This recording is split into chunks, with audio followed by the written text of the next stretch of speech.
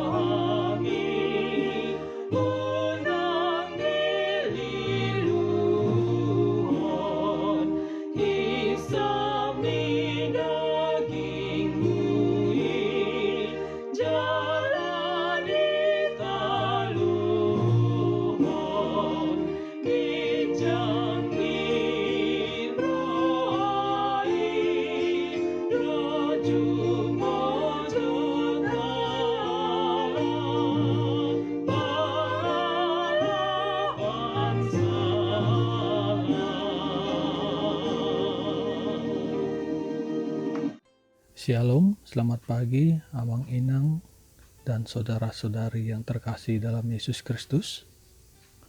Renungan pagi hari ini, Selasa 18 Januari 2022, diambil dari Nats Yohanes 16 ayat 4.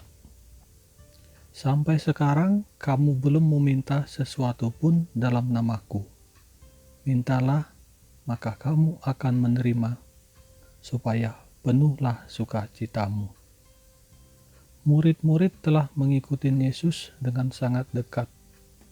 Ketika mereka menghadapi kesulitan, mereka akan bertanya kepada Yesus. Ketika ada sesuatu yang kurang dari mereka, Tuhan akan menyediakan bagi mereka.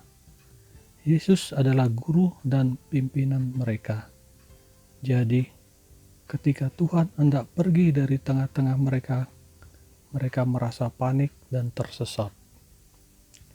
Meskipun Tuhan berulang kali mengatakan kepada mereka bahwa Roh Kudus akan turun, Roh Kudus adalah penghibur mereka dan akan bersaksi bagi Tuhan.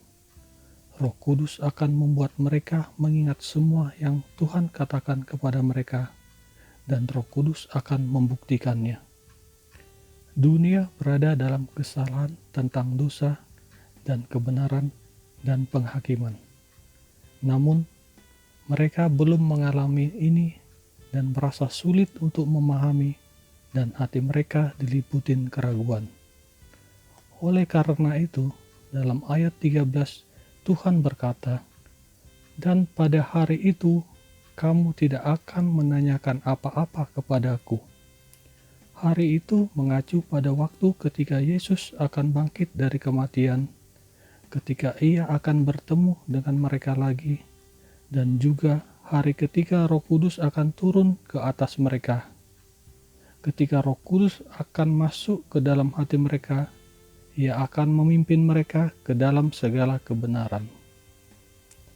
Kita seharusnya tidak bergantung kepada kebijaksanaan manusia untuk memahami hal ini. Jika tidak, kita akan menjadi seperti murid, bertanya berulang kali, tetapi tetap tidak mengerti. Kita perlu menyambut pekerjaan Roh Kudus, membiarkan Roh Kudus memberi kita hikmat rohani, sehingga kita dapat memahami hal-hal rohani. Tuhan mengingatkan para murid, meskipun Dia akan pergi dari mereka, Dia akan memberi mereka otoritas yang lebih berharga yaitu otoritas untuk berdoa dalam Tuhan Yesus. Sebelum Yesus bangkit dari kematian, 2 orang percaya terbatas. Mereka harus meminta kepada Tuhan melalui imam. Tetapi sekarang Tuhan memberitahu mereka bahwa Dia telah memberi wewenang untuk langsung berdoa kepada Tuhan melalui namanya. Banyak orang Kristen sering melewatkan otoritas berdoa dalam nama Yesus dan berpikir bahwa berdoa dalam nama Yesus hanyalah kata-kata untuk mengakhiri doa. Anak-anak kecil, mereka senang mendengar ungkapan berdoa di dalam Yesus karena mereka tahu ketika mereka selesai mengatakan amin, mereka dapat memulai makan. Berdoa dalam nama Yesus mewakili wewenang yang kita miliki untuk datang ke hadapan Bapa Surgawi tanpa rasa takut dan gentar. Ingat, jika bukan karena keselamatan Tuhan Yesus melalui salib, siapa yang dapat berdiri di hadapan Allah yang Maha Kudus? Selain itu, wewenang untuk berdoa dalam nama Yesus juga merupakan wewenang untuk mengalahkan musuh. Karena di kayu salib, Yesus telah menghancurkan semua pekerjaan musuh.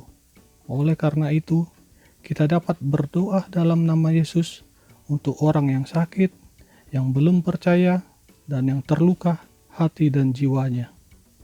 Karena Tuhan datang agar para tahanan menerima kebebasan, yang tertindas dibebaskan, dan orang buta dapat melihat. Apakah kita tahu bahwa kita memiliki otoritas semacam ini? Tuhan berkata, "Sampai sekarang kamu belum meminta sesuatu pun dalam namaku. Mintalah, maka kamu akan menerima, supaya penuhlah sukacitamu." Mari kita berdoa. Ya Tuhan, terima kasih atas wewenang yang Kau berikan kepada kami untuk berdoa langsung kepadamu. Tolong kami agar mengingat bahwa Engkau akan mendengar semua yang kami minta kepadamu di dalam nama Yesus, Tuhan kami. Amin. Demikian renungan kita pagi ini. Selamat berkarya bagi Tuhan. Tetap semangat, tetap sehat. Salam Reformanda Masiha Holongan.